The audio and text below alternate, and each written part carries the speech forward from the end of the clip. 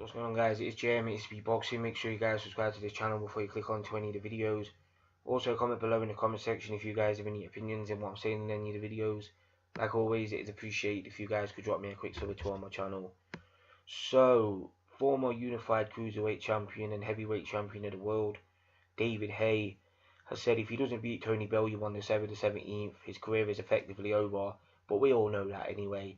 But then he also goes on to say even if he beats Tony Bellew, but he struggles in the fight, he gets knocked down, he has to overcome adversity, then he could still retire, because then he says he know that he can't compete at the highest level in heavyweight boxing.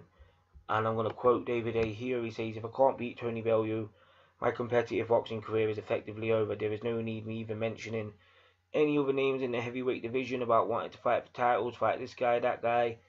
If I can't beat Tony Bellew, then it's over. Even if I win, I may still retire. Even if I beat Tony Bellew, but I scrape through, I get knocked down, I'm struggling, whatever issues I have, I can't then realistically say I want to fight this big guy who is 3 inches taller, 3 stone bigger, 10 years younger, undefeated and with a 100% knockout record. People will say, come on David, get real. I don't want that, and I'm smart enough to know if and when I can challenge people. I might say, okay, even though I've just about scraped through this fight, I know I can't compete with these big guys. That was 10 years ago, but I really believe deep down in my heart that I've still got it. So yeah, they're the words of the Haymaker, and I find this very interesting because in my opinion, David Haye can't compete with the top heavyweights in the division. He just can't. And yeah, he's got power, and if he lands clean on any heavyweight in the world, then I could see him knocking them out. But at the end of the day, David Haye's style is reliant on speed, reflexes and timing, and I just don't think they're sharp enough to be able to fight against the top heavyweights in the world. And I just see him being too small for somebody like Anthony Joshua and Deontay Wilder.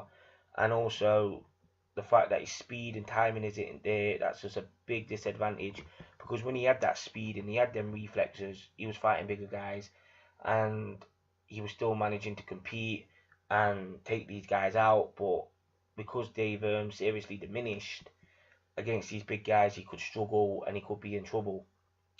You know, I'm a poet and I don't even know it, but yeah, David Haye, I think he should have retired after the first Tony Bellew fight. Like, I really think after that fight, he just didn't look the same. Like, he just didn't look the same. Even in the fights against Mark the More and the fucking Cobra Jurjai or whatever his name was, David Haye didn't even look right in them fights, but he was blasting them guys out there because them guys were total pies, in the words of Shannon Briggs.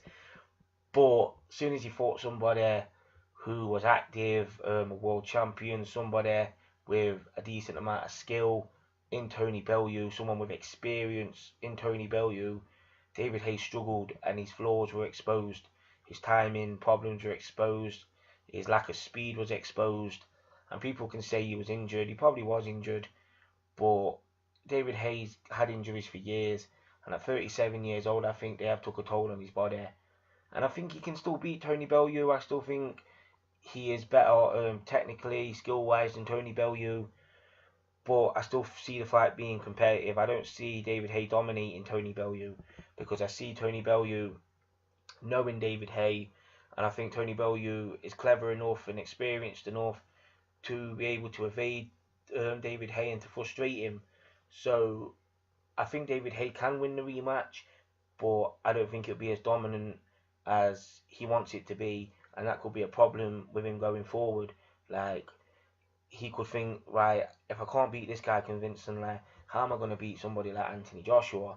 Because that guy is 5 inches bigger than Tony Bellew. He's 30 pounds heavier than Tony Bellew. He's fucking 5 years younger than Tony Bellew. He's 10 years younger than me. So how can I beat him? Like, David Haye still has that power, but like I said, he needs to have the speed and the reflexes to land them shots, because that was David Haye's bread and butter. Like, when he fought guys like Enzo Maccarinelli and Audley Harrison, you could see that. But, and Mormek, when he won the cruiserweight titles and stuff like that. But I just don't think he can compete at the highest level. Like, I think against somebody like Joseph Parker, maybe he could have a chance, because Joseph Parker in his last couple of fights hasn't really looked great, but I still think Joseph Parker could beat him. But against the big boys like Deontay Wilder and Anthony Joshua, really tall, who are 6'6", 6'7", then I could see David Haye really struggling. So I don't know what David Haye's plans are going forward. In terms of the boxing rankings, he isn't in the top 15 in any sanctioning body. So I don't know how he's going to get a world title opportunity, because he's not even ranked in any of the top 15. If he is, then comment below in the comment section and tell me. But when I looked it up a few hours ago before I did this video, it didn't look like David Haye was in any of the rankings. So I don't know where he goes. If he does beat Tony Bellew, does he cash out and just look for a massive fight, have one last big payday? But even if he loses to Tony Bellew, he can hang his gloves up. He can say to himself, I've had a great career. In terms of having a career, David Haye's had a very good career. A lot of ups and downs. He's pissed a lot of people off over the years, David Haye, especially the fans. But in terms of business and making money, he's been very smart, David Haye. He's made sure that he's financially secure for life. And even after this fight, he's going to earn a lot of money. Like, his profile has always been pretty good as well, David Haye. He was known as a celebrity. He's still known as a celebrity, David Haye. So, yeah, David Haye, even if he loses, then at the end of the day, it's not the end of the world for him. He can still do stuff. But David Haye's a very competitive man, and he loves to fight, because at the end of the day, David Haye was a fighter. Him and his original trainer, Adam Booth, their plan was to win world titles and stuff like that, and dominate the game and retire at 30 years old. But then he pushed it to 31, and now at 37 he's still going. And he was out for 4 years and still came back, because that competitiveness in David Haye, like, it just never left, and he can't seem to shake it. And that's worrying, because even if he loses to Tony Bellew, like, you could see David Haye still going on and fighting, and that could be dangerous then, because as he gets older, his body's going to get worse, it's going to break down more. And in the heavyweight division, the guys are massive, they're getting bigger, and if he's in there against these big men who punch really hard and are really strong, then he could end up hurting himself, and he don't really want to do that. At the end of the day, there's more to life than boxing. But somebody like David Haye, it's been his life since he was a young boy, and he's 37 years old. So at the end of the day, this guy's been boxing for almost 30 years. This guy's been boxing for 25 years. So it's all he knows at the end of the day. So yeah, it's sad to see, because David Haye, I used to enjoy watching David Haye when I was younger. I used to really like watching David Haye. He was one of my favourite fighters.